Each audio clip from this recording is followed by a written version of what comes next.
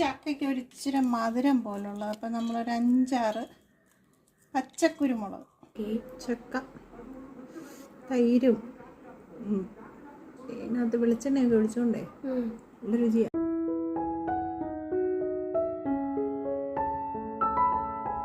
നമുക്കിന്ന് മേളത്തായി എത്തുന്ന ഒരു ചക്ക കിട്ടി. അത് നമുക്ക് വെട്ടി വേവിക്കാം. കുറച്ചെടുത്ത് ഫ്രിഡ്ജിൽ വെക്കാം. നാളെ നമുക്കൊരു എരിശ്ശേരി വെക്കാം, ചക്ക എരിശ്ശേരി. അപ്പം ചക്കയും വേവിച്ച് നല്ല കിളിമീൻ കറിയും കൂടെ കഴിക്കാം.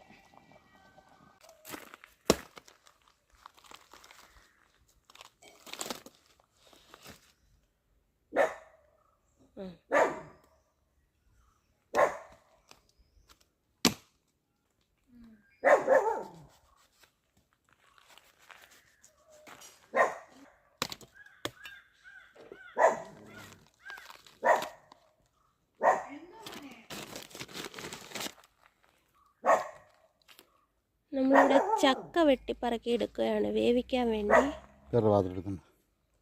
ചക്കയും ചക്കക്കുരു ഇങ്ങനെ മാറ്റി തിരിച്ച് ഇടും.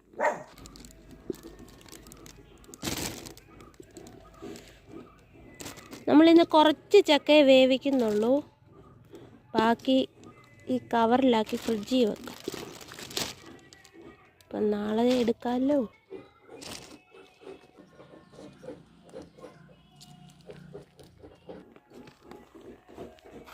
പിങ്കിക്കുഞ്ഞ് ചക്കത്തീറ്റയൊക്കെ കഴിഞ്ഞിട്ട് തേണ്ടി നിൽക്കുന്നു. ഹലോ, ഒരെണ്ണം ഇവിടെ എടുത്ത് വെച്ചിട്ടുണ്ട്, പിന്നെ കൊണ്ടുപോകാനായിരിക്കും ഇല്ലയോപ്പാ ഒരു ചക്ക. ചക്കേ നമുക്ക് വേവിക്കാം. ഇപ്പം ചക്ക കിട്ടിയാൽ നല്ലതാണ് വേവിച്ച് കഴിഞ്ഞാൽ. കിട്ടിയ നല്ലതെന്ന് പറഞ്ഞാൽ ചക്ക വെള്ളം പിടിച്ചേക്കാണല്ലോ, മഴ പെയ്യാത്തോണ്ട്. കാന്താരി കുറച്ചുണ്ടല്ലോ. ഒരു കുഞ്ഞൊരു പാത്രം വല്ലതും കൈക്കൊണ്ട്. നീ പോണ്ട, നീ അടയ്ക്കുന്ന മുറ്റത്ത് ഇറങ്ങണ്ട കേട്ടോ. വെള്ളം കുടിച്ചോ? വെള്ളം കുടിക്ക് പോയി. പോയി ഇച്ചിരി വെള്ളം കുടി. പാത്രത്തിൽ വെള്ളം ഇരിക്കുന്നിടത്ത് കുടിച്ചേ കേട്ടോ മോനെ. പാത്രത്തിൽ വെള്ളം ഇരിക്കുന്നിടത്ത് കുടിക്ക്. വെള്ളം കുടി. ഓണ്ട പോയി വെള്ളം കുടിച്ചേട്ടോ. ചെല്ലേ. അയ്യോ അണയ്ക്കുന്നു മോനെ. ഇത്രയും ചക്കയല്ലായിരുന്നു, ഇതിലും ഉണ്ടായിരുന്നു. നമ്മൾ കുറച്ച് ഫ്രിഡ്ജിൽ വെച്ചിട്ടുണ്ട്. നാളെ ചക്കയും ചക്കക്കുരു എല്ലാം കൂടെ ഇട്ട് അവിയൽ വെക്കാം, അല്ലെ എരിശ്ശേരി വെക്കാം.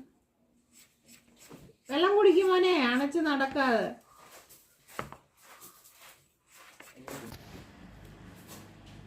ചക്ക അങ്ങനെ അരിഞ്ഞു നമുക്ക് ഇതിനകത്തോട്ട് അങ്ങ് വേവിക്കാം.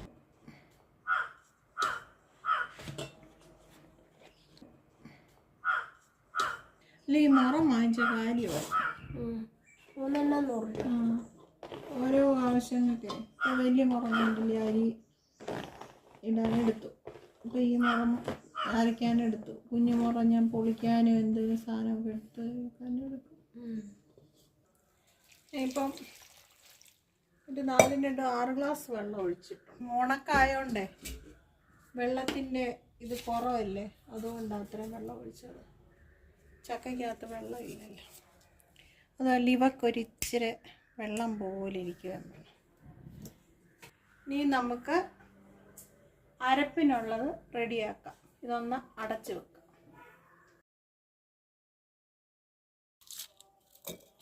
വെളുത്തുള്ളി ഏകദേശം 1 കുടത്തോളം എടുത്തിട്ടുണ്ട്.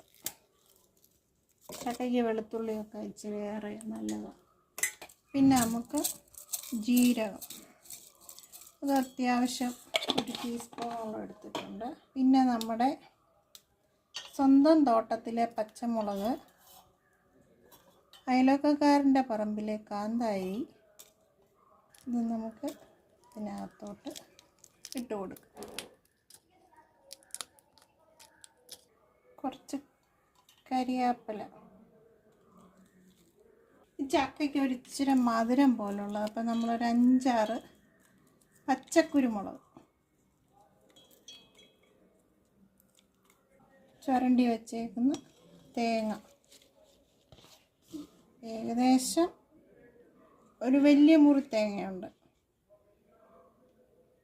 ഇനി നമുക്ക് ചതച്ചെടുക്കാം. നമ്മളതൊന്ന് ചതച്ചിട്ട് ഇതിനകത്തേക്ക് മഞ്ഞൾപ്പൊടി,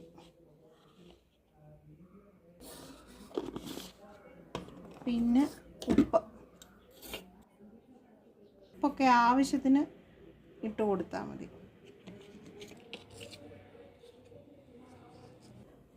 അരപ്പിവിടെ അരഞ്ഞു വന്നിട്ടുണ്ട്.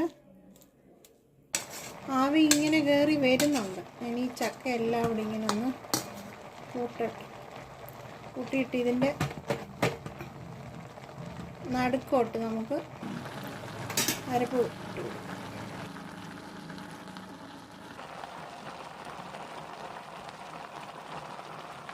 അരപ്പ് ഇതിൻ്റെ മധ്യത്തിലോട്ട് വെച്ച് നമുക്ക് ഇതെല്ലാം ഒന്ന് കൂട്ടി കൊടുക്കാം. ഇനി നമുക്ക് അടച്ച് വെച്ച് നന്നായിട്ട് വേവിച്ചെടുക്കാം. നമുക്ക് ഇച്ചിരി കരിയാപ്പില കൂടെ ഇട്ട് കൊടുക്കാം. നമ്മൾ ഇളക്കുന്നതിന് മുമ്പ് ഒരിച്ചിരി വെളിച്ചെണ്ണ, പച്ച വെളിച്ചെണ്ണ കൂടെ ഒഴിച്ചിട്ട് ഒന്ന് അടച്ച് വെക്കണം. ഇനി നമുക്ക് ഗ്യാസ് ഓഫ് ചെയ്ത് കൊടുക്കാം. ചക്ക എങ്ങനെ ഇളക്കാൻ പോകും നമ്മൾ?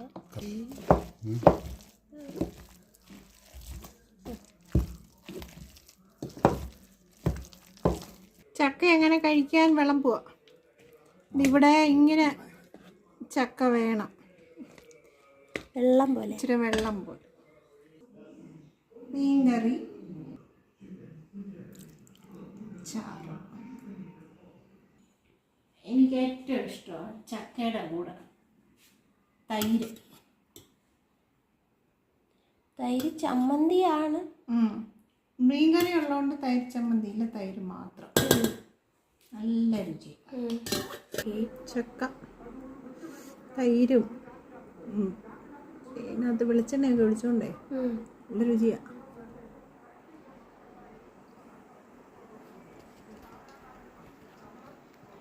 അടിപൊളി ടേസ്റ്റ്. സൂപ്പറല്ലേ? മീൻകറി കൊള്ളാം. ഇതിനകത്ത് മുങ്ങി കിടക്കാം. പുതിയ നല്ല വീഡിയോയുമായിട്ട് നമുക്ക് വീണ്ടും കാണാം. അതുവരെ ടാറ്റാ.